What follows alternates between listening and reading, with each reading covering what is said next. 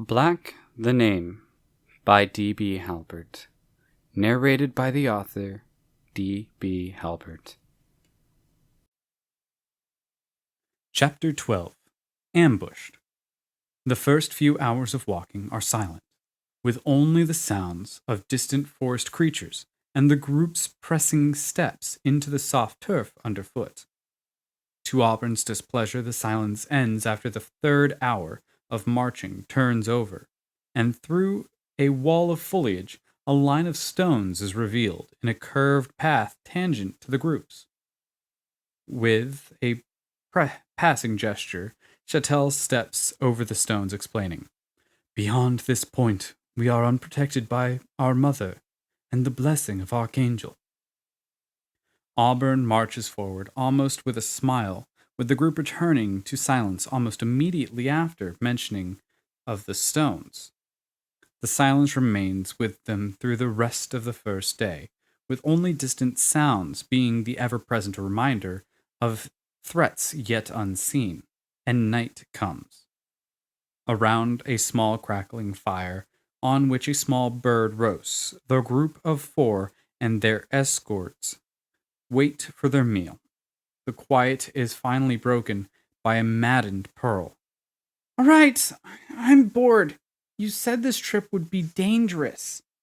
With a hunk of bread torn from a loaf from one of the bags his wife had given him, Chattel turns to Pearl, almost laughing in response. "You got a death wish or something? It would be a blessing from all of the gods if we get to Ir Falmar without encountering a creature or group of creatures that want to have the ability to make you meet your death." Pearl shrugs, responding sarcastically, "Well, I guess we will have to find out when it happens." Chattel takes another bite, grunting back to Pearl, before turning and spinning the roast. "Well, don't get me killed, or my wife will have your head. How much longer on the meat, Erdel?" The man looks to his companion, squat, turning the roast pheasant, responding with silent gestures with 3 fingers. Chattel's eyes roll as he takes another bite of bread. To his side, Elizabeth sits, staring past the fire at Pearl. As she sits back down, Elizabeth's eyes fixate on Pearl's hands, the slimy mucus reflecting the fire's light gently. Pearl, whether subconsciously or purposefully, attempts to conceal her hands, successfully doing so from all but the concerned Elizabeth, who notices in silence the spreading reach of the fleshy webbing between Pearl's fingers, now connecting her knuckles. Respectful of Pearl's own choice to not tell the others, Elizabeth only notices the spreading of Pearl's condition in silence, laying down to let the night take her. Light comes to the eyes of the group, with Chattel growling at them. "All right, wake up. We have to get through Shigar territory today." Not recognizing the name, Aldrin's head shoots up, looking at the elf in confusion, asking, "Shikar? Who are they?"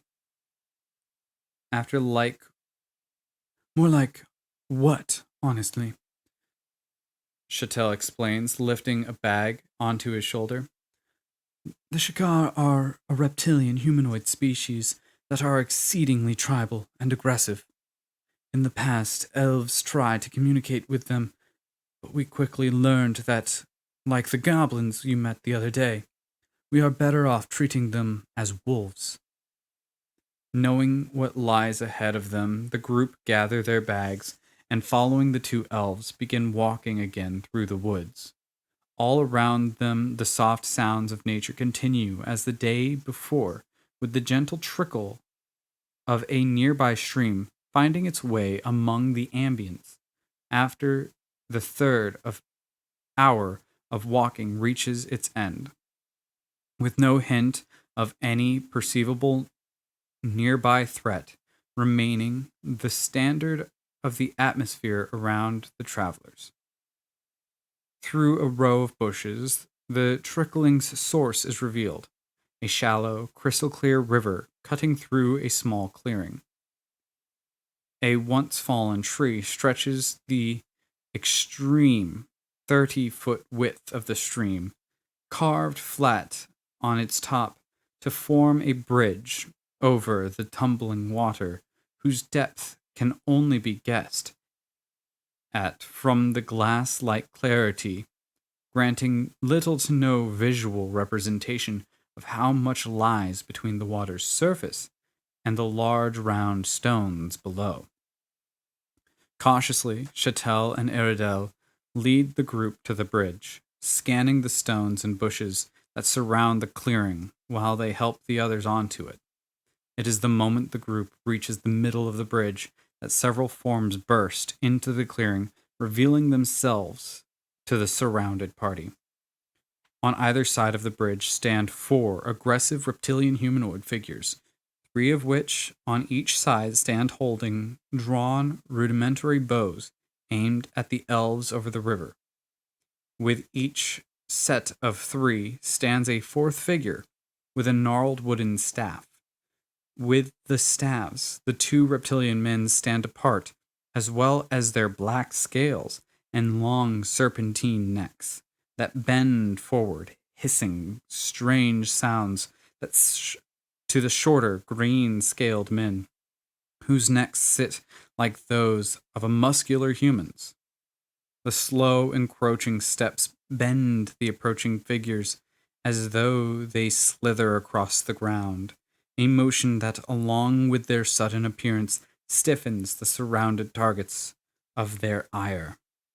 The 6 individuals on the log bridge take slow steps in toward each other, and Chatel whispers under his breath, not turning his head from the group and that approaches from the sides of the bridge they had come from. All right. Well, you wanted some action. Help me ensure my kids still have a father, and I will be eternally grateful. With a smile, Pearl murmurs to her companions, accepting the worried elf's challenge. Elizabeth, you think you can black out one of those groups? Elizabeth looks wide-eyed at the group in the direction her group was traveling, unsure, responding, I don't know, but I can try. Then let's do this, Pearl exclaims, dropping her bag onto the bridge, before in a split moment she pulls her short bow from her back and launches an arrow towards one of the green-scaled Shigar, who, with his brothers, releases their drawn arrows that train toward the surrounded group. Pearl's bag doesn't even hit the ground before Auburn drops to his knee, whipping his bow from his shoulder, and releases 3 arrows in quick succession, each of which soar into the crossfire. A familiar thunderous clap rings out the deafening echo of the first wave of shots from the 3 in the direction from the 3 distinct groups toward each other. In the aftermath of Aldrin firing his rifle, the billowing white smoke cloud rising from the center of the bridge, from the metal tube held by a man in iron braces across his body, there is almost silence in the steely split second where the 14 individuals witness the effects of the sudden confrontation. On one side of the bridge, one of the green Shigar falls from his feet, the split instant almost freezing time around him before the barrage of 3 arrows impact his torso with pinpoint accuracy, one to each shoulder before the third could drive itself just beneath his sternum, tearing his diaphragm as it adds its force to that which knocks him from his feet. A similar scene proceeds as a morphed mirror on the opposite side of the bridge, with Pearl's arrow impaling and the impact of Aldrin's newest type of ammunition exploding into a gory burst, shattering the green Shigar's chest, throwing it from its feet simultaneously with the others. In the same instant, the two green Shigar begin their descent to the earth. Arrows zip around and past those on the bridge, impacting with the wood at their feet, with one glancing off of Aldrin's iron skeleton. Her bag falling from her shoulder, Elizabeth's hands extend out toward the group coming from the side of the bridge her group started on, and her eyes close. Letting her mind leave her body, Elizabeth doesn't bear witness to the crossfire. She stands within, almost jumping when she hears the clang of the arrow bouncing off of Aldrin's side, and she begins to feel the power build within, growing to her hands as the innate ability presents itself once more, and her breath turns into the eldritch incantation, and the arcane power becomes visible, twisting the arcane sigils before her without even looking upon them. Elizabeth thinks to where she wants the effect to expand around, and the familiar strange black circle forms and shatters, releasing from it the pure black and writhing tendrils, consuming the Shigar on the end of the bridge as the wind shifts around her, becoming a violent orb of torrential air, all happening in the same instant. The one with its chest burst finally hits the ground. The black orb bubbles, undulating in place around the Shigar on one side of the bridge. With squinting eyes, the black Shigar in the open raises his gnarled black staff in one hand, extending his long, snaking neck directly up into the air, releasing a loud, bellowing hiss. Torrents of air burst from the forest behind the now nearly 7-foot tall Shigar, slamming together the gusts generated from Elizabeth's power, and the torrential wind from the Shigar twists in conflict, swirl in small tornadoes and whirlpools across the surface of the river beneath the bridge. With the torrent of wind bursting from the forest also comes a rattling like that of 1,000 cicadas humming in unison, and deep, almost black green orb of light begins to glow around the black Shigar's head. A split moment after the wind and sound begin, the Shigar presses his claw forward, his head dropping to glare at those on the bridge. The same instant his head drops and his eyes squint at Elizabeth and the source of the dark magic consuming his companions on the far end of the river. His hand pushes to its extent, and the tree line behind him bursts in an immense black cloud of insects, which turn and twist up in a column more than 30 feet into the air. Auburn's gaze follows the tip of the buzzing cloud of pestilence, focusing back on the one Shigar when the cloud begins to arc over, aiming down at him, and the others on the bridge, releasing 2 more arrows, both aimed for the one reptilian man. Auburn yells out moments before his group is swallowed by the swarm. "The black ones are using some kind of magic, men. Aim for them if you can." Aldrin drops the base of his staff onto the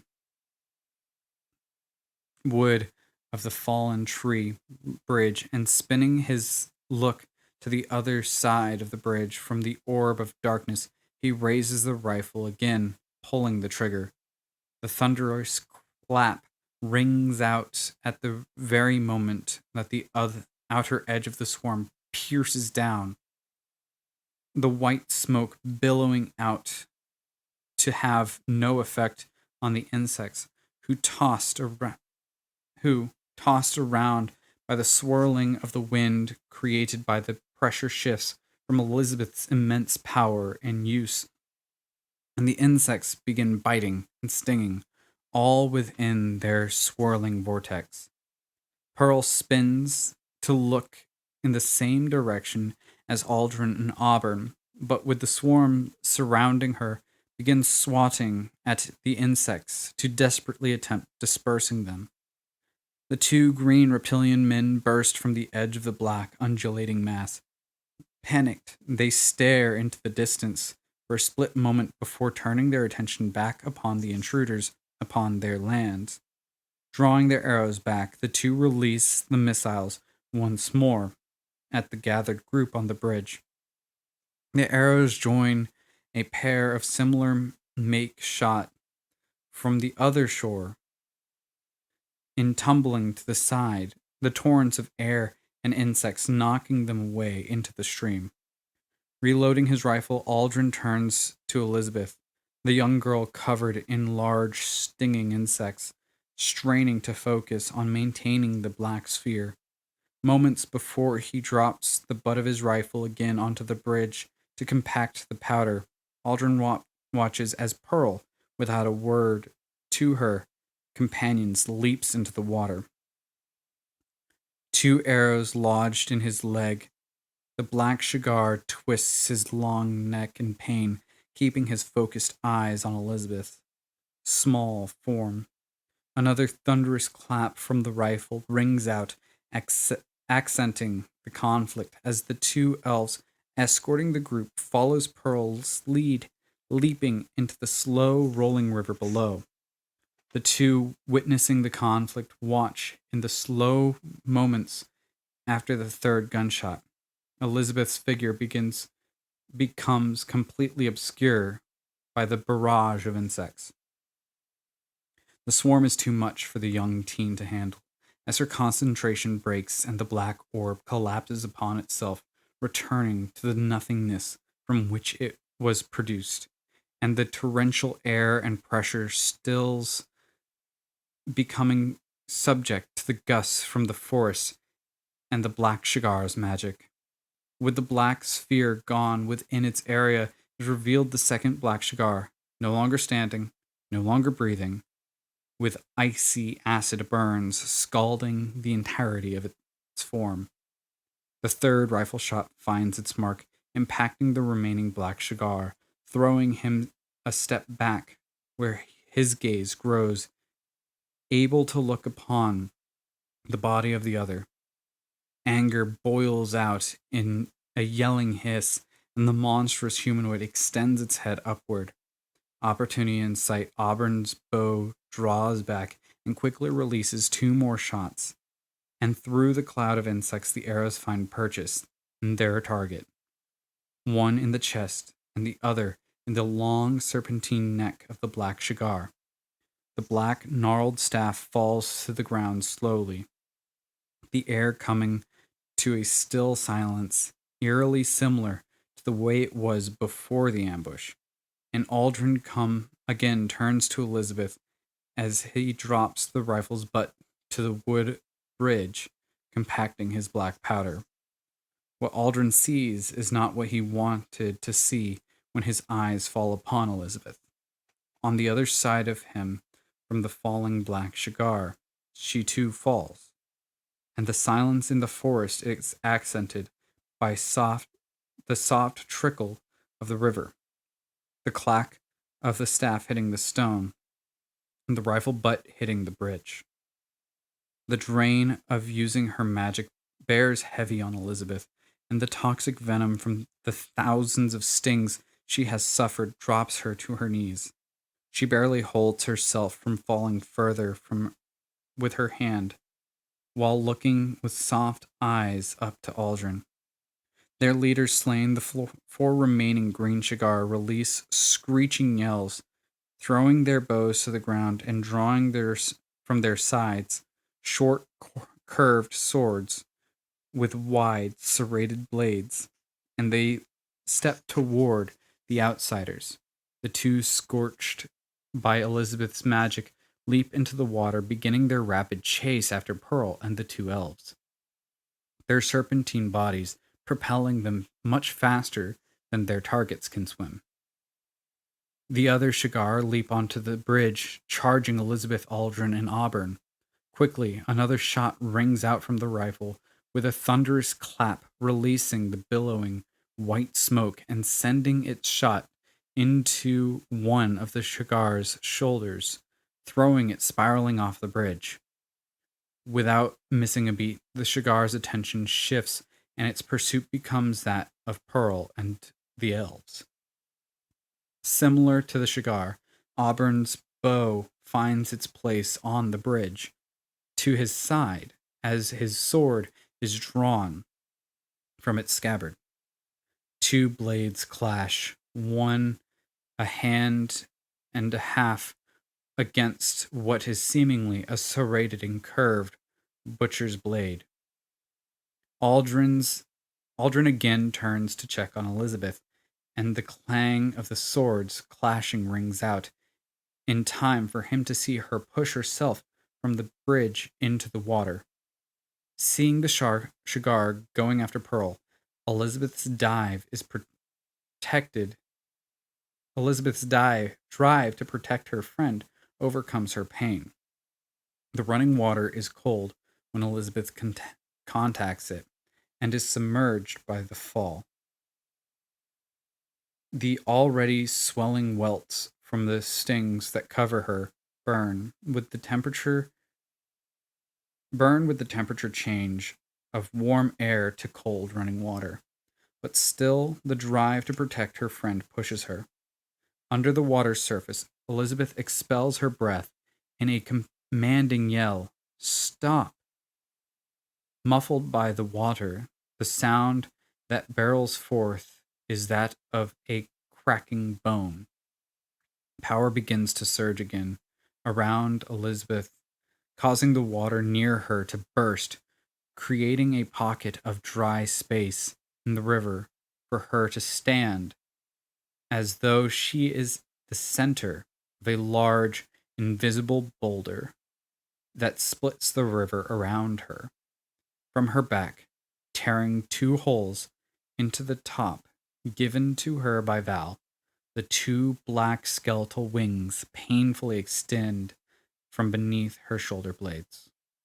The sudden expulsion of water throws the Shigar back and away from Pearl and the two elves, where they look in fear at Elizabeth standing on the pebble-covered floor of the river, black bony wings extended, piercing the edge of the water flowing around her.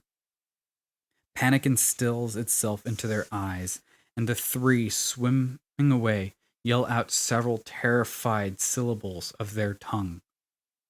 The one dueling Auburn on the bridge is distracted for a moment as it peers down at what his companions flee from, and seeing Elizabeth's extended skeletal wings reaching out nearly 12 feet on either side of her, becomes terrified as well, for only a moment before Auburn's blade finds purchase in the Shigar's abdomen. The green Shigar falls to his knees on the bridge, and life leaves his eyes only moments after the other three escape into the tree lines. Elizabeth also falls, dropping to her knees onto the river bed, and the splitting water around her shifts, quivering as the power holding back the flow fluctuates. Pearl, worried for her young companion, begins to swim in the direction of the river void. Only a second after Elizabeth hits her knees, her body gives into its pain, the stress from producing her magic, and the venom coursing through her veins, and she falls to lay on the river's base. Instantly, the water, held back solely by the young girl's will, crashes over her, the current sweeping her unconscious form from the stones, throwing her downstream. Pearl, worried for Elizabeth, collides with her and, grabbing hold, begins making her way to the shoreline. Sprinting from the bridge, Aldrin's hand extends for Pearl, helping her from the river with Elizabeth in arm. On the shore, Pearl lays Elizabeth on her side, touching for the first time the black, splintering bones that form the small girl's wings. Extending the wings in hopes of relieving any pain they may be causing, Pearl's hands run along their length, feeling the rough texture of spurs that flake outward. Moments after Pearl gets the wings extended, Elizabeth's body contorts painfully as the bony protrusions from her back begin to force themselves back into her form. A scream of pain echoes from the drenched Elizabeth, and not knowing what they could do to help her, her companions look upon the visage of agony, trying themselves to not scream in empathetic pain from what they are witnessing. After nearly a minute, the slits in Elizabeth's back seal themselves, leaving no trace of her wings except for a small trickle of blood that appears to have no source, and the holes torn through the tops given to her by Val. Relief comes with the end of the transition, and Elizabeth lies back, closing her eyes, breathing heavy, and letting the sun dry her dripping skin and clothes. The welts from the insect stings that cover her body redden, becoming sorer as they begin to become inflamed. Chattel steps from the water's edge to Aldrin, whispering into his ear, "We should get moving. Can you carry her?" Aldrin gives a nod and, turning to Elizabeth, explains, "We can't stay here. The Shigar may return. Can you walk, Elizabeth?" With a slow, unsure nod, Elizabeth turns to her chest on the small pebbles of the river bank, and with a strained push, is barely able to find her feet under her. 3 steps are as far as Elizabeth makes it before she stumbles, falling to lean on Aldrin. Trying to push back to a stand, Elizabeth mutters, "Sorry." To her surprise, Elizabeth is not allowed to stand back on her own. Instead, with a sound of pistons shifting their pressure, Aldrin lifts her from her feet. Turning to Pearl, Aldrin commands, "Her bag is on the bridge. Go get it." Understanding the situation, Pearl acts without disputing Aldrin's tone, grabbing Elizabeth's bag and joining the others as the group begins again walking the strange winding path that is supposed to bring them to Falmar. The sun sets early in the forest, as the horizon is only as low as the tallest tree west of the clearing. And soon the darkness of the night falls upon the group as they make a fire and begin again preparations of a meal of roast duck. The cool evening air sits softly on the group, with the crack of the firewood being one of the few sounds audible in the still of the on-setting night. Reaching into his bag, Chattel pulls from it a small roll of thread and a needle, and turning to Elizabeth, he offers, "I believe my daughter also gave you a nightgown. Perhaps you put that on and let me stitch up those holes." Elizabeth looks up from itching one of the bug bites, her body having fought off the dangerous levels of venom, making the welts more of an annoyance, and with small amount of astonishment in her eyes, steps to her bag and, pulling out the nightgown, slips into the tent. With Elizabeth out of direct earshot, Chattel expresses, in a hushed voice to Pearl and Aldrin and Auburn, "So, did you know she could do that thing with the wings?" With a shrug, Auburn grunts, "A freak's a freak." Disgust fills Pearl with Auburn's words, causing her to grab a stick and throw it at him before turning to Chattel. "She has done it before. I don't know if it is a voluntary, but it certainly doesn't seem like something you would want to do often." Chattel waves off everything as he heard to this point, explaining, "I have never seen Shigar run from a fight. What you are saying, though, is there is a good chance she did what she did, knowing the pain she would experience to protect us." Aldrin turns the duck over the fire, looking back to the tent Elizabeth is changing within, exhaling with a gratitude in his tone. Yeah, it seems like that is the case.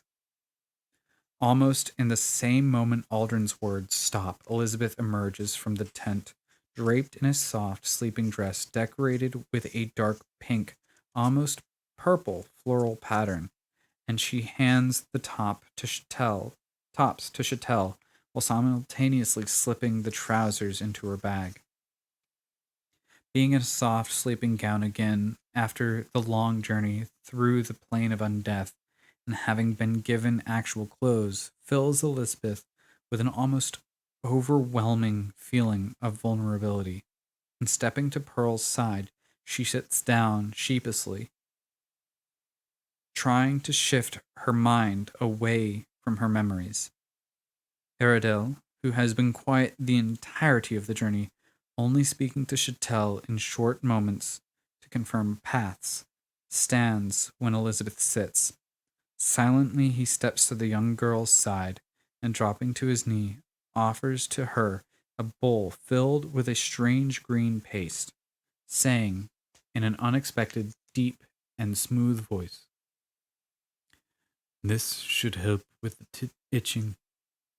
Cautiously, Elizabeth takes the bowl and waits for Aradel to step away, but instead he continues, saying, "I want to thank you.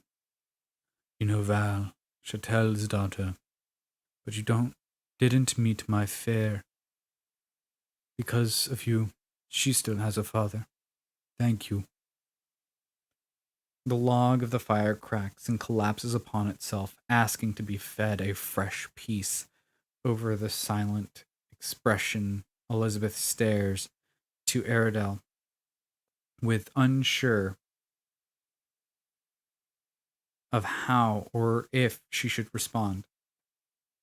Looking up from the daisy jacket, Chatelle smirks at the young Elizabeth's astonishment to Aradel's gratitude, and returns to his sewing, adding to break the tension, "I'm sure glad Val packed this string for me to give to you. She'll be happy to hear her new friend made sure her papa could go back to her." Blushing, Elizabeth turns to Aldrin, asking, "Is the meat ready?"